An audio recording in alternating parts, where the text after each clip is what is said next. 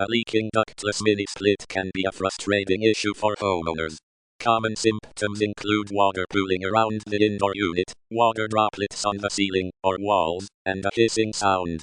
The most likely causes are drainage issues, refrigerant leaks, or clogged air filters. As a homeowner, you can safely check the drain hose for blockages and ensure the air filter is clean.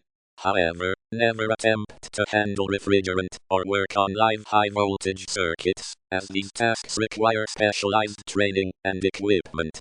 A qualified HVAC technician will inspect the system, check for blockages, and use specialized tools to detect refrigerant leaks.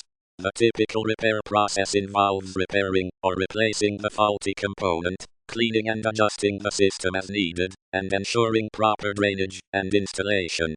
To prevent future leaks, regularly clean the air filter, inspect the drain hose, and schedule annual maintenance with a qualified technician.